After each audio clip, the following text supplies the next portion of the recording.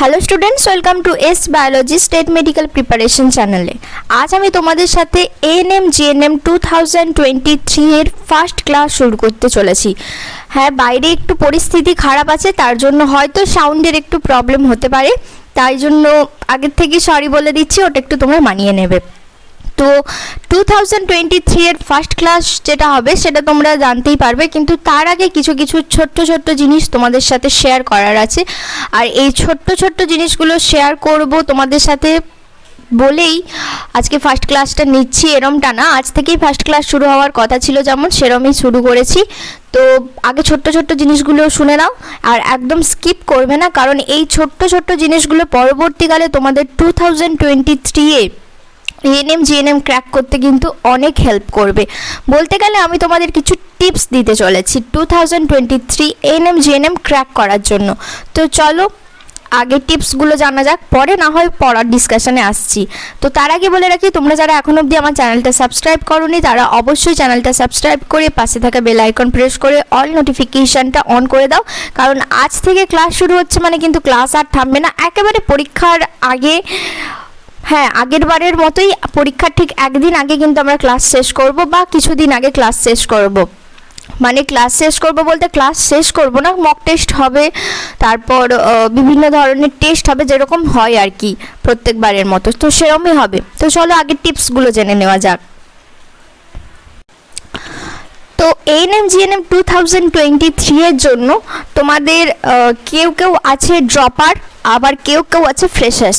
যারা যারা ফ্রেশার্স তাদেরকে বলবো এইগুলো কিন্তু তোমাদের নেক্সট ইয়ারে হতেই পারে, মানে এই ইয়ারে তোমরা ড্রপ দিতেও পারো, আবার অনেকে আছে খুব ভালোভাবে এক্সাম ক্র্যাক করে কিন্তু গভর্নমেন্ট কলেজে চান্স পেয়ে যেতে পারো, গভর্নমেন্ট প্রাইভেট যে কোনো কলেজে, মানে তোমরা কিন্তু ক্র্যাক করে যেতে পারো। কিন্তু আবার অনেকেই আছে এই ইয়ারে যারা ড্রপার, তাদের জন্য এটা, আর যারা ফ্রেশার্স তাদের জন্য কিন্তু সেম লজিক কাজ করছে। দেখো, আমরা যেটা জানি যে হচ্ছে ড্রপাররা কিন্তু এই বছর যারা ড্রপার তারা কিন্তু এই ইয়ারের ফ্রেশার্সদের মতন কিন্তু পুরো বছরটা পাবে না। তাদের ক্ষেত্রে যেহেতু তারা এক বছর ড্রপ আউট স্টুডেন্ট, তারা কিন্তু আগের বছরের তুলনায় তাদের মাথায় চাপটা একটু বেশিই থাকবে। তো তোমাদের যেটা করতে হবে সেটা হচ্ছে যে তোমাদের কিছু কিছু নিয়ম ফলো করতে হবে। দেখো, তোমাদের সিলেকশন বলো, র্যাঙ্ক বলো, সেটা কিন্তু ডিরেক্টলি প্রপোর্শনাল হবে কিসের সাথে? রিভিশনের সাথে। মানে তোমরা যতটা পরিমাণে রিভিশন করবে কোনো জিনিস, তত কিন্তু তোমাদের যে স্কোর আছে, যে র্যাঙ্ক আছে, যে সিলেকশন রাউন্ড হয় এএনএম জিএনএম এর ক্ষেত্রে, যে সিলেকশন রাউন্ড হয় তাতে কিন্তু তোমাদের হেল্প করবে। তো যে যত পরিমাণে রিভিশন করবে সে কিন্তু তত ভালো র্যাঙ্ক করতে পারবে। তাহলে কিন্তু তোমরা রিভিশন যদি ভালোভাবে করো, তাহলে কিন্তু তোমাদের মধ্যে যে এক্সাম দিয়ে আসার পর একটা প্রবণতা থাকে আমাদের এই র্যাঙ্কে হবে কি হবে না, তখন কিন্তু তোমরা কনফিডেন্টলি তোমাদের পেরেন্টসদের, তোমাদের আত্মীয় স্বজন, তোমাদের বন্ধু বান্ধব সবাইকে বলতে পারবে যে হ্যাঁ, এই বছরই কিন্তু আমার সিলেকশন কনফার্ম, আমি এই বছরই কিন্তু কলেজ পাবো, এই বছর থেকে আমাকে আর ড্রপ আউট হতে হবে না, মানে ড্রপ আমি আর দেব না, এই বছরই কিন্তু আমার কনফার্ম। এরপর আরেকটা জিনিস আছে রিভিশন, আর আরেকটা ব্যাপার হচ্ছে সেটা হচ্ছে রিসোর্স আর রিভিশন দুটোই কিন্তু আরই দিয়ে শুরু হচ্ছে। তার মানেই কিন্তু তুমি রিভিশন বাদ দিয়ে রিসোর্স করবে, এটা কিন্তু ভুল। অনেকের হচ্ছে বিভিন্ন সাবজেক্ট প্রবলেম থাকতেই পারে, তো সেটা তুমি তোমাদের পেরেন্টসকে বললে, সেটা তুমি টিউশন টিচার, কোচিং স্যার, যাকে খুশি বললে, ইভেন আমাকেও বলতে পারো। এরম হতে পারে ব্যাপারটা, আমি তোমার পেরেন্টস, তোমার টিউশন টিচার, তুমি তোমার পেরেন্টসদের বললে তোমার পেরেন্টসরা কি করবে, তোমার টিউশন টিচার, কোচিং টিচার যারা আছে, বা তোমাকে ইভেন বলতে পারে যে তুই অন্য কোথাও থেকে হচ্ছে কি বই লাগবে আমাকে বল, আমি বলে দিচ্ছি, তোর পেছনে এত খরচা হচ্ছে তো ওটা কেন খরচা করতে পারবো না। খরচাটা বড় কথা নয়, তুমি কারি বই এনে, মানে অগাধ পরিমাণে বই নিয়ে এসে জমা করে দিলে, তো মেন যেটা প্রবলেম হবে, 2 দিন পড়বে, 3 দিন পড়বে, 4 দিনের দিন কিন্তু তুমি বলবে যে এত বই পড়বো, তখন কিন্তু আস্তে আস্তে তুমি ডিপ্রেসড হয়ে যাবে। তাই বারবার বলছি, রিসোর্স কমাও, রিসোর্স একদম না, রিভিশনটাকে তোমার প্যাশন হিসেবে চুজ করে নাও। যত পরিমাণে তুমি রিভিশন করবে তত পরিমাণে কিন্তু তোমার র্যাঙ্ক হবে। তো এই গেল প্রথম একটা।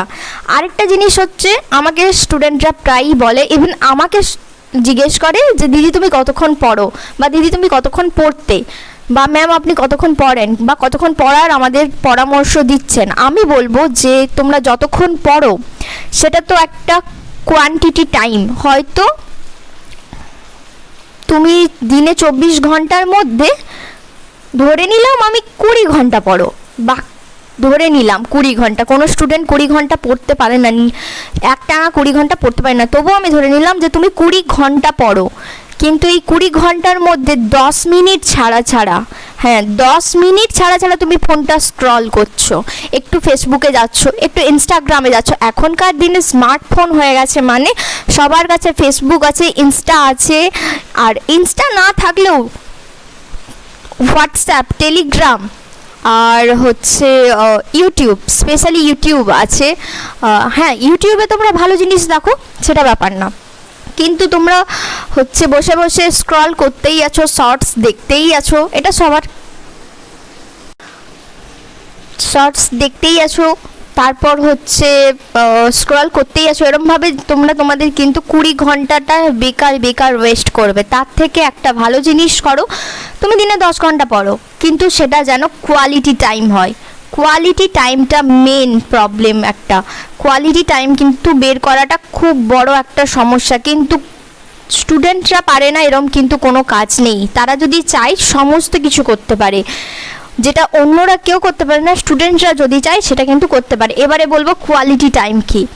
এই যে তুমি 10 ঘন্টা পড়ছো, বা 5 ঘন্টা পড়ছো, বা ধরে নিলাম 1 ঘন্টা পড়ছো, এই যে 10 ঘন্টা, 5 ঘন্টা, 1 ঘন্টা যে পড়ছো, মনোযোগ দিয়ে পড়বে। বাইরে যা খুশি হয়ে যাক, বাইরে তোমাকে মা বাবা তোমার আত্মীয় স্বজন ডেকে ডেকে শেষ অবধি ডাকতেই থাকুক, কিন্তু তুমি যে 1 ঘন্টা পড়বে, 5 ঘন্টা পড়বে, কি 10 ঘন্টা পড়বে, এটা যেন তোমার কোয়ালিটি টাইম হয়। এই টাইমের মধ্যে তুমি তোমার বই, তোমার মোবাইল, তোমার খাতা, পেন সব যেন একটা সিস্টেমের মধ্যে থাকে। ওই সিস্টেম থেকে কিন্তু কেউ বেরোবে না, না তুমি বেরোবে, না তোমার বই বেরোবে, না তোমার খাতা বেরোবে। ওইটুকু টাইমের মধ্যে তুমি যা পড়বে সেটা তোমার কিন্তু একটা কোয়ালিটি পড়া হবে, কোয়ান্টিটি নয়। কোয়ান্টিটি আওয়ার্স কিন্তু একদম নয়, কোয়ালিটি টাইম বের করতে শেখো সব সময়। যে যতটুকু পড়বো মন দিয়ে পড়বো, যখন পড়বো না, যখন ফোন দেখার হবে, যখন গল্প করার থাকবে, যখন আড্ডা মারার থাকবে, তখন আড্ডা মারো, ওটা আবার একটা কোয়ালিটির টাইম। ওইখানে কিন্তু কোনো রকম পড়ার কথা আনবে না। হ্যাঁ হ্যাঁ, ফ্রেন্ডদের মাঝখানে কথা বলতে বলতে পড়ার কথা আসে, সেটা আলাদা ব্যাপার, কিন্তু পড়ার মাঝখানে যেন কখনো ফ্রেন্ডরা না আসে। এটা গেল আর একটা পয়েন্ট। এরপর যেটা বলবো সেটা হচ্ছে, তুমি আগের ইয়ারে যত কোশ্চেন আছে, প্রিভিয়াস ইয়ারের যত কোশ্চেন, সেগুলো প্র্যাকটিস করো, নতুন কোশ্চেন বাদ দিয়ে।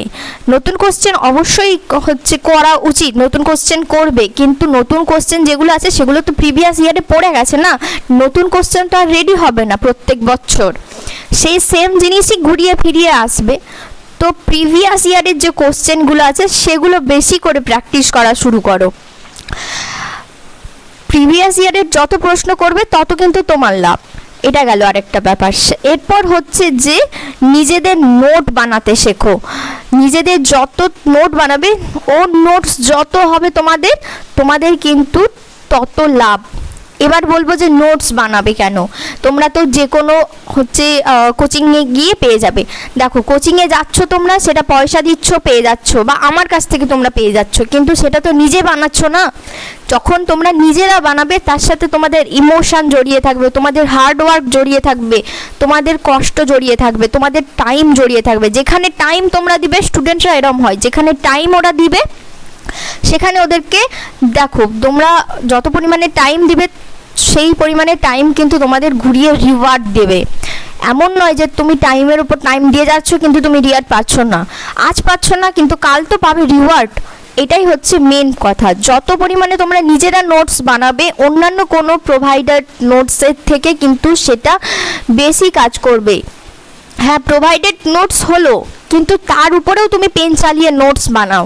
যত পরিমাণে নিজেরা নোটস বানাবে তত তোমাদের কিন্তু লাভ হবে। এরপর আরেকটা জিনিস আসছে পরীক্ষার সময়, শেষ 3 মাস, শেষ 2 মাস, শেষ 1 সপ্তাহ কি করবে, তার জন্য আছে কি, তার জন্য আছে সামারি নোটস। হ্যাঁ, সামারি নোটস ব্যাপারটা কি, সামারি নোটসটা হচ্ছে অন্যান্য ক্লাস নোটের মাঝখানে যে নোটসগুলো শর্ট নোটস তুমি বানাবে সেগুলো হচ্ছে সামারি নোটস। বই তো অনেক আছে, এনএম জিএনএম এর জন্য অনেক বই পড়তে হয়, অনেকগুলো সাবজেক্ট আছে, যতই কম নাম্বার হোক পড়তে তো তোমাকে পুরোটাই হবে। তার জন্য লাস্ট 3 মাস তো তুমি গোটা কাভার আপ করতে পারবে না। 6 মাস কি 9 মাসের পড়া লাস্ট 3 মাসে কখনোই কাভার আপ করা সম্ভব নয়। তার জন্য যেটা বানাতে হবে সেটা হচ্ছে সামারি নোটস বানাতে হবে। ক্লাস নোটের মাঝখানে যে নোটসগুলো তুমি করবে সেগুলো কিন্তু সামারি নোটস হয়ে থেকে যাবে। আরেকটা জিনিস, সেটা আমি প্রথমেই বললাম যে রিভিশনটা কিন্তু মাস্ট দরকার। তুমি কোনো কিছু রিভিশন করলে রিভিশনটা কিন্তু রিডিংয়ের থেকে খুব একটা ভাইটাল পয়েন্ট। রিভিশন তুমি যত করবে তত কিন্তু তোমার ভেতরে যে কনফিডেন্স লেভেল সেটা কিন্তু হাই থেকে আরও হাইয়ের লেভেলে যাবে। হ্যাঁ, তোমাদের মনে হতেই পারে যে ক্লাস শুরু করবে বলে এগুলো কি বলতে শুরু করে দিয়েছে। তো আমি বলবো এগুলো জেনে রাখা কিন্তু খুব দরকার। যে এগুলো মেনে চলবে তার পরের বছর সিলেকশন কনফার্ম, আমি লিখে দিতে পারি, যদি প্রত্যেকটা কথা পাই টু পাই মেনে চলে। রিভিশন তুমি যত করবে, হ্যাঁ একটা বইয়ের চ্যাপ্টার তুমি পড়া শুরু করলে, পড়ে রেখে দিলে, সেটা কিন্তু রিভিশন হলো না তোমার, সেটা কিন্তু শুধুমাত্র তোমার পড়া হয়ে রয়ে গেল।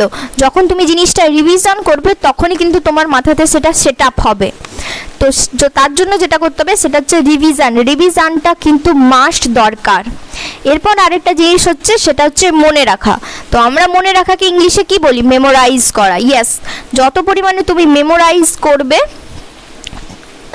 তত কিন্তু বেনিফিটটা তোমারই পাবে। রিভিশনের থেকেও কিন্তু মেমোরাইজ করাটা মাস্ট দরকার। সেটা তুমি যে কোনো সময় করতে পারো, বসে আছো সাডেনলি কোনো একটা জিনিস মনে করে নিলে, দেখলে তোমার মাথায় মনে আছে কি মনে নেই, চোখ বন্ধ করবে, জিনিসটা মনে রাখবে প্রথম থেকে। হ্যাঁ, ধরো তুমি জীবনবিজ্ঞানের কোনো একটা চ্যাপ্টার মনে করবে, তার প্রথম যেটা আছে সেটা মনে করলে, তারপরে যেটা আছে সেটা মনে করলে, তারপরে যেটা আছে পরপর স্টেপ ওয়াইজ মনে করলে। যখনই দেখবে কোনো একটা জায়গায় গিয়ে তুমি এখানে গেলে তারপরে যখন দেখছো এখানে গিয়ে আটকে যাচ্ছ, তখনই কিন্তু তুমি বুঝতে পারবে যে তোমার ফলটা গিয়ে কোথায় হচ্ছে। এটা কিন্তু রিভিশন করলে তুমি বুঝতে পারবে না। রিভিশন করলে তুমি একটা জায়গায় সামারি নোট করলে, সেটা গিয়ে রিভিশন করে নিলে, কিন্তু যখন তুমি মেমোরাইজ করবে না তখন কিন্তু তোমার যে রিভিশন করাটা সেটা কিন্তু পুরোপুরি জলে যাবে। তো এখানে গিয়ে দাঁড়াচ্ছে যেটা, সেটা হচ্ছে প্রথমে মেমোরাইজেশন, পরপর যেটা সিরিয়াল ওয়াইজ দেখাচ্ছি সেটা হচ্ছে প্রথমে তুমি মেমোরাইজেশনটা তোমাকে সব থেকে বেশি করতে হবে, তারপর রিভিশন। কিন্তু এটা দেখতে গেলে উল্টো প্রসেস হচ্ছে। তারপর হবে যেটা, সেটা হচ্ছে রিডিং। মানে তোমাকে রিডিং করতে হবে, রিডিংয়ের আগে থেকে বেশি করতে হবে রিভিশন, আর রিভিশনের থেকে যেটা বেশি করতে হবে সেটা হচ্ছে মেমোরাইজেশন তুমি যতক্ষণ না অবধি ভালোভাবে করছো ততক্ষণ কিন্তু কিচ্ছু হবে না, বেনিফিট তুমি পাবে না, অল্প পাবে, কিন্তু যে বেশি পরিমাণে মেমোরাইজ করবে সে কিন্তু তোমার থেকে বেশি পরিমাণে পাবে। কারণ পরীক্ষাতে গিয়ে তোমার রিভিশনটা নয়, যত পরিমাণে তুমি মনে রাখতে পারবে সেটা তোমার কাজে লাগবে। আরেকটা জিনিস সেটা হচ্ছে প্র্যাকটিস, প্রচুর পরিমাণে প্র্যাকটিস করতে হবে। আর প্র্যাকটিসের জন্য যেটা লাগে সেটা হচ্ছে নোটস। প্র্যাকটিস আর নোটস কিন্তু ইন্টারকানেক্টেড আছে। তুমি লার্নিংয়ের থেকে প্র্যাকটিস করবে। আমরা সবাই শুনে এসেছি ছোটোর থেকে, practice makes a man perfect. আমার বাবা পর্যন্ত এই কথাটা বলে যে প্র্যাকটিস একটা মানুষকে নিখুঁত করে তোলে। তো আমাকে ছোটোবেলা থেকেই আমার বাবা এই কথাটা শুনিয়েই বড় করিয়েছে যে practice makes a man perfect. তুমি যত পরিমাণে প্র্যাকটিস করবে, সেটা যে কোনো বিষয়, তুমি একটা রান্নাকেও তুমি যত পরিমাণে প্র্যাকটিস করবে দিন দিন কিন্তু সেটা হচ্ছে আরও ভালো হবে। ঠিক সেরকমভাবে তুমি একটা পড়া যতবার ধরে প্র্যাকটিস করবে, কোনো ফিজিক্যাল সায়েন্সের বা ফিজিক্সের কোনো সূত্র সেটা তুমি দেখলে করে নিলে, কিন্তু সেটা যতক্ষণ না তুমি প্র্যাকটিস করে নিজে হচ্ছে কোনো একটার উপর অ্যাপ্লাই করতে পারছো, ততক্ষণ কিন্তু ওটা তোমার আত্মস্থ হচ্ছে না জিনিসটা। তাই তুমি যত পরিমাণে প্র্যাকটিস করবে তত কিন্তু তুমি অন্যদের থেকে বেটার হবে। আরেকটা জিনিস সেটা হচ্ছে যে নোটস। দেখো নিজে যতক্ষণ না নোটস বানাচ্ছ ততক্ষণ কিন্তু কিচ্ছু হচ্ছে না। এরপর বলবে যে আমরা তো পিডিএফ পেয়ে যাব। পিডিএফ তোমরা অবশ্যই পাবে। ওই পিডিএফের ওপর যখন তুমি আবার পেন চালিয়ে একটা নোটস বানাবে না, তখন কিন্তু তোমার মাথাতে এটা রয়ে যাবে যে হ্যাঁ আমি ওখানে ওটা লিখেছিলাম, তার মানে কিন্তু এটাই হবে। একটা নোটসের উপর বা একটা পিডিএফের উপর, পিডিএফ তুমি রেখে দিলে ফোনে ডাউনলোড করে রেখে দিলে, কিন্তু ওই পিডিএফটাই কিন্তু তোমাকে বের করে ওর উপর সামারি নোট চালিয়ে বা পেন চালিয়ে, সামারি নোটস নয়, পেন চালিয়ে কিন্তু তুমি নিজে একটা নোটস বানাবে, তখনই কিন্তু তোমার জিনিসটা মনে থাকবে। আর সবচেয়ে মেন যেটা পয়েন্ট সেটা হচ্ছে যে অন্যদের থেকে কখনো নিজেকে ছোট ভাববে না। ভাববে যে তুমি ইউ আর দ্য বেস্ট।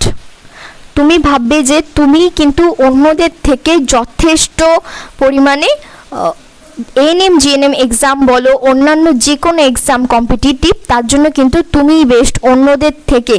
এই জিনিসটা সবসময় মাথাতে রাখবে, এইটা কিন্তু একদম ভুলবে না।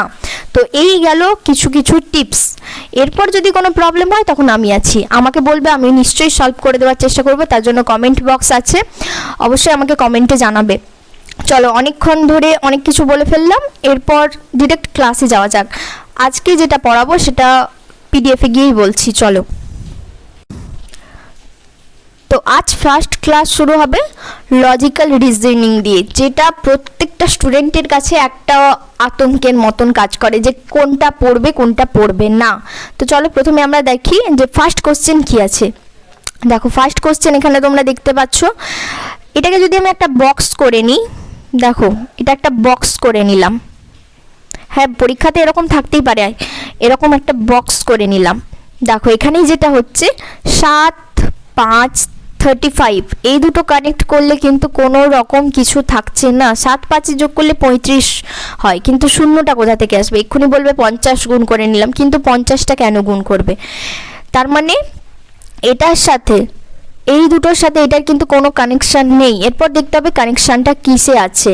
দেখো আমি তোমাদের কানেকশানটা দেখাচ্ছি। 7-এর সাথে 350-এর একটা কানেক্ট আছে, সেই অনুপাতে 5-এর সাথে কানেক্ট করে কি হবে সেটা বসাতে হবে। জিনিসটা হচ্ছে 7 কিউব। 7 কিউব মানে আমরা জানি কত? 7 কিউব মানে আমরা জানি 343। তার সাথে কিন্তু এই 7 যোগ করলে, দেখো 743 এর সাথে 7 যোগ করলে কিন্তু 350 আমরা পেয়ে যাচ্ছি। 350 আমরা পেয়ে যাচ্ছি। তাহলে দেখা যাচ্ছে যে 7 কিউব করতে হচ্ছে, তার সাথে আবার 7 যোগ করতে হচ্ছে। সেরকমভাবেই কিন্তু আমরা যেটা করব সেটা হচ্ছে 5 কিউব প্লাস সামথিং। এই সামথিংটা কিভাবে বের করব? এই সামথিংটা বের করার জন্য আমাদের অপশন দেখতে হবে। চলো অপশনগুলো দেখে নেওয়া যাক। অপশন যেগুলো আছে, আচ্ছা সরি, অপশন কিছু দেওয়াই নেই এখানে। তো অপশন যেটা আছে সেটা হচ্ছে আমি তোমাদের বলে দিচ্ছি। অপশন ধরো, আচ্ছা না, অপশন কেন দেবো, এখানে প্রথমে আমি করেই দিই। 5 কিউব প্লাস 7, কারণ আমরা 7 কিউব প্লাস 7 করেছিলাম, তাই জন্যই কিন্তু 5 কিউব প্লাস 7 করছি। দেখো 5 কিউব প্লাস 7 করলে যেটা হচ্ছে 5 কিউব মানে 125 প্লাস 7 ইকুয়ালস টু 132। এখানে যেটা হচ্ছে সেটা হচ্ছে 132 কিন্তু কারেক্ট অ্যান্সার। চলো পরের প্রশ্নে যাওয়া যাক। পরের প্রশ্ন বলেছি, এখানে দেখো একটা ছক তোমরা দেখতে পাচ্ছ। এই ছকটা কিন্তু সেম ছক নয়। তো পরীক্ষাতে কিন্তু আরেকটা জিনিস তোমাদের বলে রাখি, লজিক্যাল রিজনিং দিয়ে যে 5টে কোশ্চেন আসে এএনএম জিএনএম এ, সেটা কিন্তু ইংলিশ কোশ্চেন আসে। দেখো এখানে হচ্ছে, আচ্ছা বাইরের সত্যি পরিস্থিতিটা খুব খারাপ, তার জন্য সাউন্ডের হয়তো একটু প্রবলেম হতে পারে, সেটার জন্য আমি কিছু করতে পারবো না, তো তোমরা একটু ওটা মানিয়ে নেবে। দেখো এখানে কিন্তু এই কানেকশানটা যেটা আছে সেটা হচ্ছে 4, 5, 6 এই তিনটের সাথে কিন্তু এই 3-এরও কানেকশান আছে, না হলে 3 কেন দেবে বলো? দেখো আমরা দেখছি যে 4 × 5 × 6 করলাম, তার সাথে যেটা করতে হবে সেটা হচ্ছে +3 করতে হবে। 4, 5 আর 6 গুণ করলে যেটা হচ্ছে সেটা হচ্ছে যে 60। 60-র সাথে কিন্তু +3 যোগ করলে 63 হচ্ছে। এরপর সেমভাবে দেখে নিতে হবে যে এই পোর্শনটাও সেম যাচ্ছে কিনা। এটার সাথে 7 × 3 × 5, তার সাথে 6 যোগ করব। যদি দেখি যে আচ্ছা সরি, এখানে একটা ভুল হয়ে গেছে, এটা হচ্ছে 111 হতো। এটা একটু টাইপিং মিস্টেক হয়ে গেছে আমারই, তার জন্য এক্সট্রিমলি সরি। 7 × 3 × 5, তার সাথে 6 যোগ করলে কিন্তু 111 হচ্ছে। তাহলে কিন্তু এখানেও সেম জিনিসটা হবে, 6 তার সাথে 5 গুণ করব, যেটা বেরোবে তার সাথে 4 গুণ করব, তার সাথে যেটা 3 আছে সেটা কিন্তু আমরা প্লাস করব। দেখো এখানে 4টে অপশন তোমরা দেখতেই পাচ্ছ।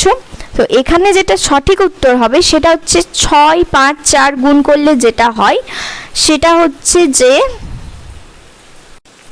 দেখো 6, 5 আর 4 গুণ করলে হচ্ছে 120, 120-র সাথে 3 যোগ করলে হচ্ছে 123। তার মানে যে রুলটা মেনে চলা হচ্ছে সেটাই কিন্তু হয়ে যাচ্ছে। তো এখানে হচ্ছে 123। চলো পরের প্রশ্নে যাওয়া যাক। পরের প্রশ্ন বলেছে যে 1, 5, 29, তারপরে যেটা হচ্ছে সেটা হচ্ছে ডট বা জিজ্ঞাসা চিহ্ন। দেখো 1 কিভাবে এসছে, 5 কিভাবে এসছে, 29 কিভাবে এসছে সেটা আগে দেখে নিই।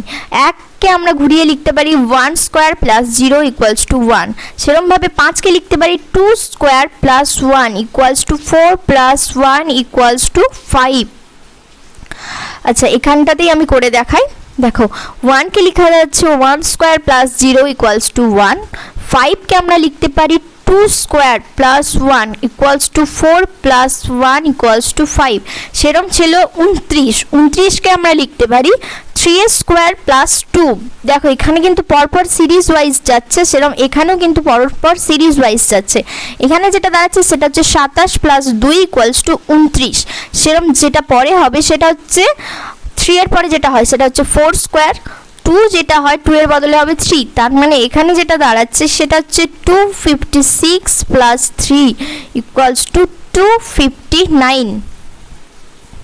এটা হচ্ছে সঠিক উত্তর। তো এখান থেকে যেটা সঠিক উত্তর বেরোচ্ছে সেটা হচ্ছে 259। কিভাবে 259 সেটা বেরালো তোমরা দেখতে পেলে। যদি কোনো প্রবলেম হয় কোনো কোশ্চেনে তাহলে কিন্তু অবশ্যই আমাকে জানাবে, আমি পরে সলভ করে দেব। পরের প্রশ্নটা দেখতে হবে। দেখো 6, 17, 39, 72, 116। 6 আর 17-এর মধ্যে কত ডিফারেন্স? +11-এর। 17, 39-এর মধ্যে কত ডিফারেন্স? +22 এর ডিফারেন্স। আবার 39 থেকে 72-এর ডিফারেন্স 33। আবার 72 থেকে 116 ডিফারেন্স 44। এটা গেল একটাই। তার মানে এখান থেকে 116-এর সাথে কত করতে হবে? এখানে কিন্তু করতে হবে 55। আচ্ছা সরি একটু হয়ে গেল। দেখো ঘুরিয়ে দেখাচ্ছি প্রশ্নটা। 6, 7, সরি 17 আছে, তারপর 39, 72, 116। 6, 17 ডিফারেন্স 11, 17, 39, 22, 39, 72, 33 এর ডিফারেন্স, 72, 116 ডিফারেন্স 44। তাহলে 116-এর পরে যেটা ডিফারেন্স হবে সেটা কিন্তু 55-এর কাউন্ট হবে। 55 যোগ করলে যেটা হয় সেটা হচ্ছে, আরেকটা প্রসেস দেখিয়ে দিচ্ছি। দেখো +11 করে যাচ্ছে, কারণ এখান থেকে এটার ডিফারেন্স +11, এখান থেকে এটার ডিফারেন্স +11, এখান থেকে এটার ডিফারেন্স +11। আবার 44 থেকে 55 ডিফারেন্সও কিন্তু +11ই হচ্ছে। তো 116-এর সাথে 55 যোগ করলে যেটা হয় সেটাই হবে সঠিক উত্তর। তো সঠিক উত্তর যেটা দাঁড়াচ্ছে সেটা হচ্ছে 171। 116-এর সাথে 55 যোগ করে দেখো 171ই হবে সঠিক উত্তর। চলো পরের প্রশ্ন বলেছে কি, C = 3, CAT cat = 24 হলে COW cow = কত হবে? C কি করে 3 হচ্ছে সেটা দেখো। A B C D 1 2 3 4 এরকম করে কিন্তু হচ্ছে C এর মানটা 3 এসছে। দেখো এবারে ক্যাট কি করে 24 হলো? C এর জন্য 3, এর জন্য 1, আর T এর জন্য হচ্ছে কত? T এর জন্য থাকে 20। T হচ্ছে 20 নম্বর অ্যালফাবেটে পড়ছে, তাই এখানে হচ্ছে ক্যাট = 24। সেরকমভাবে COW কাউ এর ক্ষেত্রে হচ্ছে C এর মানটা যেটা সেটা হচ্ছে 3। ও এর জন্য আসছে, ও হচ্ছে 15 নম্বরে পড়ে। আর ডাব্লিউ হচ্ছে 21 নম্বর অ্যালফাবেট। এখান থেকে দাঁড়াচ্ছে যেটা সঠিক সেটা হচ্ছে 39, সি অপশন ইজ কারেক্ট। চলো পরের প্রশ্নে যাওয়া যাক। Z equals to 26, D O equals to 19, তখন টি আই ইকুয়ালস টু কত হবে? জেড 26 হচ্ছে কারণ জেড হচ্ছে 26 নম্বর অ্যালফাবেট, সেরকমভাবে ডি আর ওটা আমরা কাউন্ট করব। ডি এর মানটা হচ্ছে 4 নম্বর অ্যালফাবেট, তার সাথে ও হচ্ছে কত? ও হচ্ছে 15, হ্যাঁ ও 15 4-এ কত হচ্ছে? 19। সেরকম টি আর আই, টি হচ্ছে কত নম্বর অ্যালফাবেট? টি হচ্ছে 20 নম্বর অ্যালফাবেট, আর আই হচ্ছে 9 নম্বর অ্যালফাবেট, সেখান থেকে হচ্ছে 29। পরের প্রশ্ন কি বলেছে? ভেনিস মানে হচ্ছে ভেন্স হচ্ছে শিরা হচ্ছে ব্লাড, অয়েল তাহলে কি হবে? দেখো অয়েল আমরা সব ক্ষেত্রে, ইঞ্জিনের ক্ষেত্রেও ইউজ করি, কারের ক্ষেত্রেও ইউজ করি, পাইপলাইনেও হয়, আর পেট্রোলও কিন্তু এক প্রকারের তেলের মধ্যেই পড়ে। কারণ আমরা গিয়ে কেউ বলি না যে দোকানে গিয়ে যে আমাকে পেট্রোল দাও, আমরা গিয়ে বলি যে তেল দাও, মানে অবশ্যই সেটা পেট্রোল পাম্পে গিয়ে হচ্ছে তোমরা কেউ খাওয়ার তেল খুঁজবে না, তো সেখানে তেল খুঁজলে পেট্রোলের কথাই বোঝায়।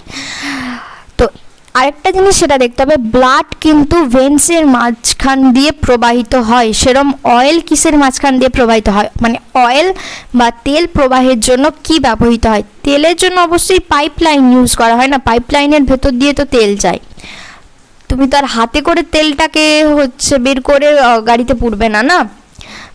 তেমন ব্লাড যেমন ভেন্সের মাঝখান দিয়ে ফ্লো হয়, সেরকম অয়েল ফ্লো হয় কিন্তু পাইপলাইনের মধ্য দিয়ে, তাই সঠিক উত্তরটা হবে পাইপলাইন। পরে কি বলেছে? এমএটি, পরপর লিখে দিই দেখো, সেটাতে সুবিধা হবে। এমএটি NBU, তাহলে জি ও ডি কি হবে? দেখো এম এর পরে এন হচ্ছে, এর পরে বি হচ্ছে, টি এর পরে ইউ হচ্ছে, পরপর কিন্তু সিরিয়াল ওয়াইজ হচ্ছে। সেরকম জি এর পরে কি হবে?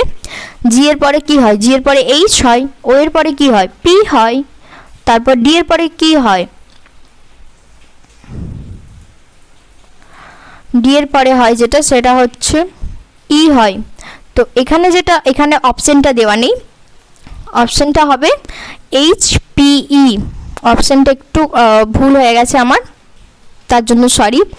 তো যেটা সঠিক উত্তর হবে সেটা হচ্ছে HPE। চলো পরের প্রশ্নে যাওয়া যাক। পরের প্রশ্নটা বলেছে ভুল কোনটি? দেখো মিটার, কিলোমিটার, সেন্টিমিটার, ব্যারোমিটার, সবগুলোতেই কিন্তু মিটারের একটা কানেকশন আছে, তার মানে মিটারটা দিয়ে কিন্তু কোনো রকম ভুল প্রমাণিত হচ্ছে না। মিটার, কিলোমিটার, সেন্টিমিটার সবগুলো কিন্তু দৈর্ঘ্য পরিমাপ করার একক, কিন্তু ব্যারোমিটার আমরা জানি কিসের ক্ষেত্রে ব্যবহৃত হয়? বায়ুচাপ এককের ক্ষেত্রে কিন্তু ব্যারোমিটার ইউজ করা হয়। তো এখানে যেটা ভুল সেটা হচ্ছে ব্যারোমিটার। চলো পরের প্রশ্ন কি বলেছে, এটা আজকে শেষ প্রশ্ন। নিচের কোনটি সঠিক নয়? Doctor, teacher, carpenter, manager. দেখো আমরা জানি ডক্টর একটা পেশা, টিচারও একটা পেশা, কার্পেন্টারও একটা পেশা, ম্যানেজারও কিন্তু একটা পেশা, কিন্তু ডক্টরের ক্ষেত্রে একটা পারফেক্ট পেশা বা পারফেক্ট অকুপেশন আছে, মানে একটা নির্দিষ্ট অকুপেশন আছে। টিচারের ক্ষেত্রেও সেম নির্দিষ্ট অকুপেশন আছে, কার্পেন্টারের ক্ষেত্রেও সেম নির্দিষ্ট অকুপেশন আছে, কিন্তু ম্যানেজারের ক্ষেত্রে সে ম্যানেজার যে কোনো ক্ষেত্রে হতে পারে, বিজনেস ম্যানেজার হতে পারে, হোটেল ম্যানেজার হতে পারে, তার মানে এখানে কিন্তু ম্যানেজারের ভাগ আছে। তো সঠিক উত্তরটা যেটা হচ্ছে সেটা হচ্ছে ম্যানেজার। এই ভিডিওতে এতটাই, দেখা হচ্ছে তোমাদের সাথে নেক্সট ভিডিওতে। ভিডিওটা ভালো লাগলে অবশ্যই লাইক করবে, শেয়ার করবে বন্ধুদের সাথে, যাতে তোমাদের পাশাপাশি তারাও খুব উপকৃত হয়, এবং চ্যানেলটা সাবস্ক্রাইব করে পাশে থাকা বেল আইকন প্রেস করে অল নোটিফিকেশনটা অন করে দেবে। আর যারা এখন অবধি গ্রুপে জয়েন হওনি তারা কি করছো? কি গ্রুপে জয়েন হয়ে যাও অলরেডি।